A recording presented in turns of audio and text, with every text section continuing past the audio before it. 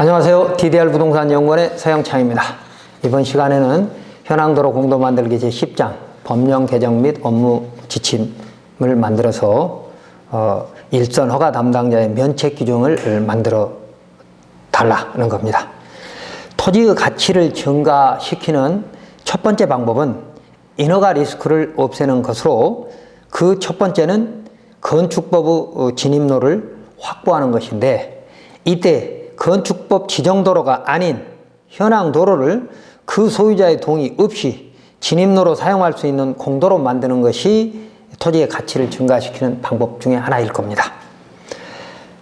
그런데 국토부는 사유인 현황 도로 배타적 사용 수익권의 포기 여부에 대한 판단을 지자체가 종합적이고 재량적 또 그리고 최종적으로 하라고 하였지만, 지자체 공무원의 수준이 변호사 수준으로 높아지지 않으면 지자체의 인허가 업무의 효율성은 떨어질 수밖에 없고 결국 국민만 힘들어지는 것이죠.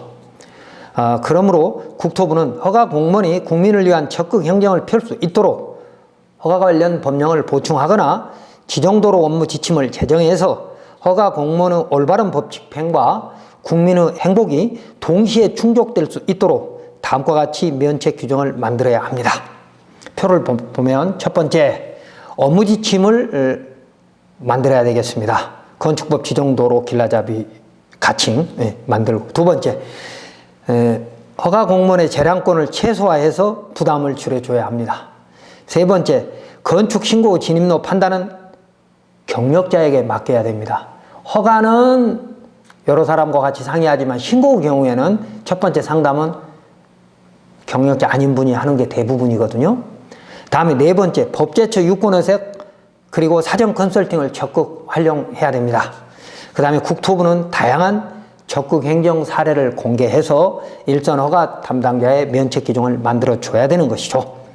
자, 첫 번째, 모든 현황 도로를 공도, 즉 건축법 도로로 볼 수 있는 근거를 만들어야 합니다.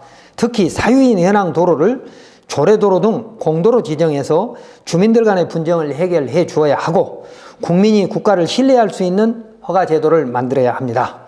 그러므로 국토부는 건축법 조례도로에만 맡기지 말고 보존산지 등 개발 규제가 엄격한 곳에서 건축 및 형질 변경 허가로 만들어진 기반시설인 진입로에 대한 정확한 유권 해석과 입법 등으로 건축가를 편하게 해주는 면책 규정을 만들어 주어야 합니다.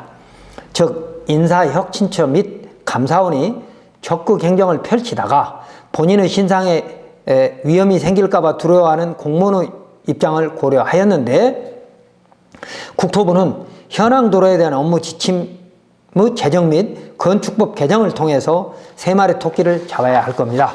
여기서 세 마리 토끼라고 하는 것은 허가 공무원을 편하게 해주고, 그 다음에 허가 신청자의 국민의 권리를 찾아주면서 국토 효율적 이용이라고 하는 국가의 의무도 다 해야 된다는 겁니다.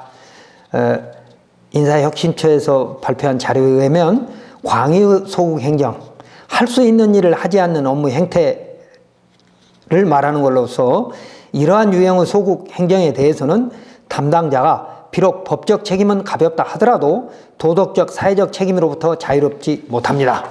그래서 일선 허가 공무원이 적극 행정을 펼 수 있도록 안내서를 만들어 줘야 한다. 다음 두 번째, 건축허가에서 진입로에 대한 판단은 특히 주민들이 오랫동안 사용해온 현황도로에 대한 판단은 어렵습니다. 왜냐하면 소유자의 배타적 사용수익권이 살아있는지, 또는 공익이라는 명분으로 이용해온, 오랫동안 주민이 이용해온 기득권을 보호해야 되는지, 그래서 판단이 어렵죠. 그렇지만 기존의 자료, 각종 결정된 사례, 대법원 판결문이라든지 결정 사례 등을 모아서 많은 사례가 기속행위 수준으로 처리될 수 있는데도 그렇지 못한 것을 막기 또는 해결하기 위해서 국토부는 업무 지침을 만들어 줘야 된다는 겁니다.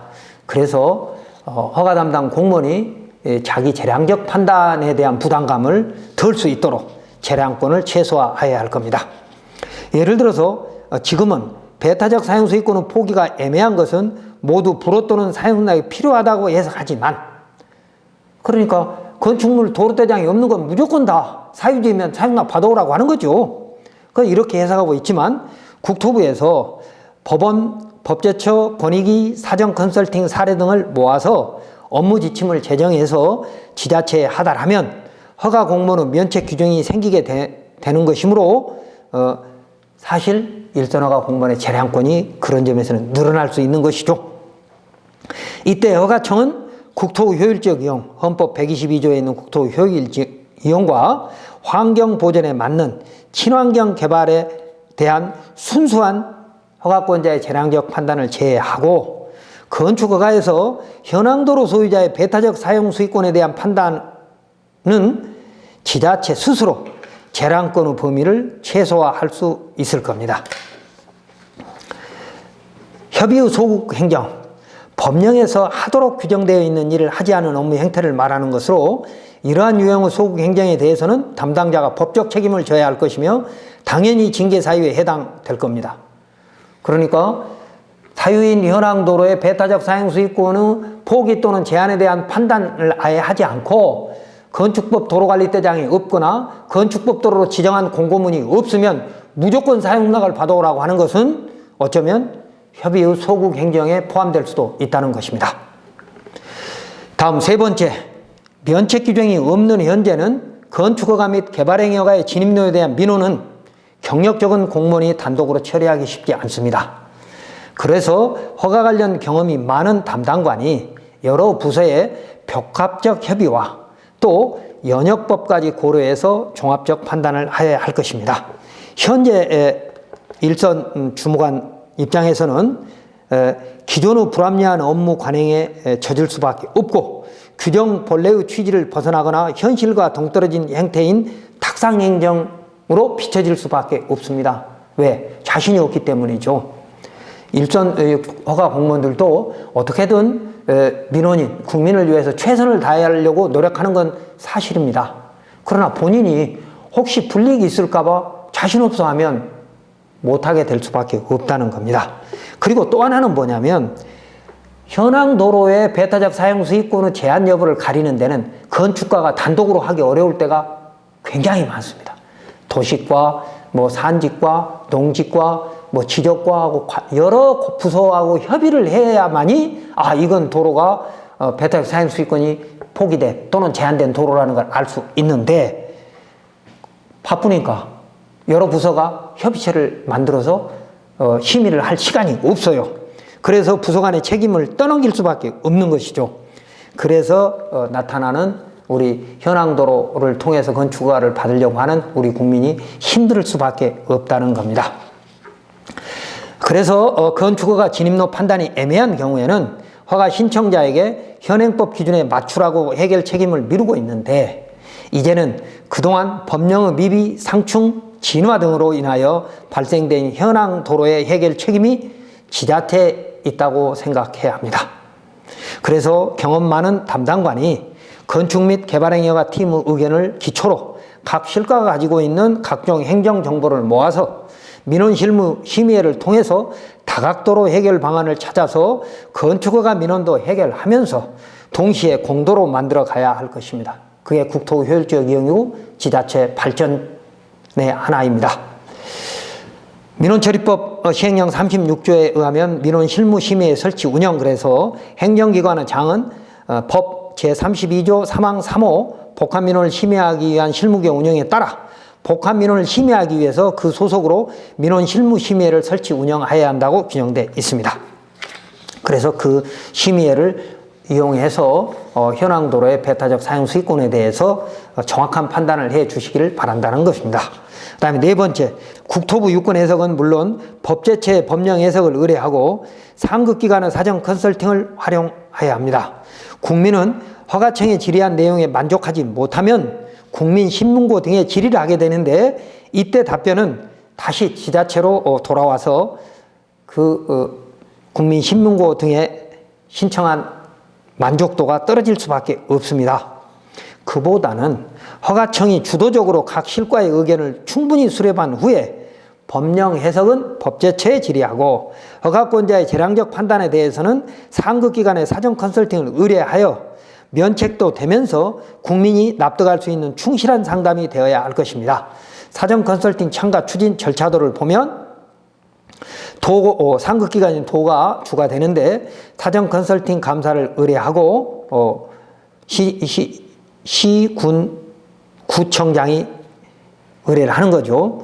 다음에 사전 컨설팅 감사에 접수를 하고 그리고 사전 컨설팅 감사를 하게 된 그 결과가 며칠 후에 오게 되는데 필요시에는 전문가의 자문까지 청취해서 사전 컨설팅 보고서를 보면 회신서를 보면 상당한 수준 모든 국민이 납득할 수 있는 그런 보고서가 대부분입니다.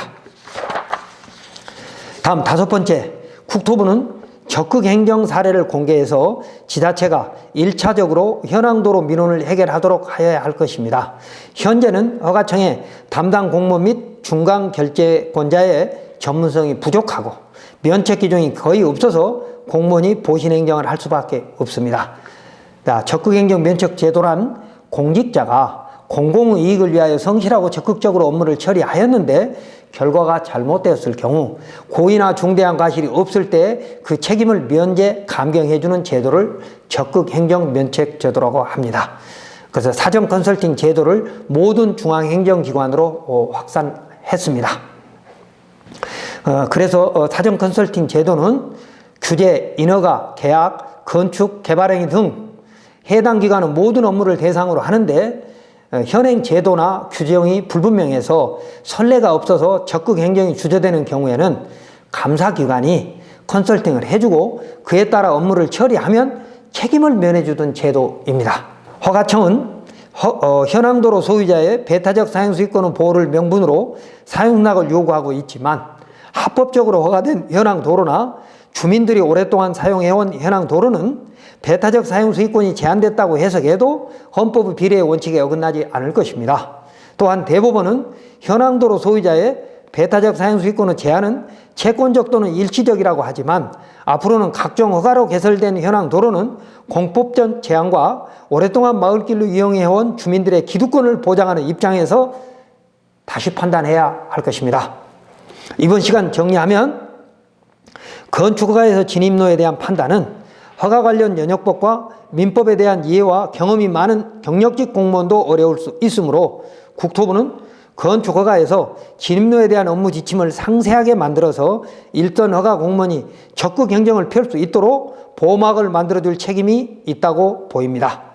그래서 그림을 보면 인사혁신처에서 보낸 그림에 보면 잦은 순환 보직으로 업무에 대한 전문성과 자신감이 부족해서 소극 행정을 할 수밖에 없고 법과 규정 관리를 따르지 않으면 감사나 징계를 받을 수 있다는 걱정이 앞서서 소극 행정을 할 수밖에 없는데 이런 일선허가 공무원의 애로를 국토부가 이해하고 면책 규정인 업무 지침을 구체적으로 만들어 줘야 한다는 것입니다.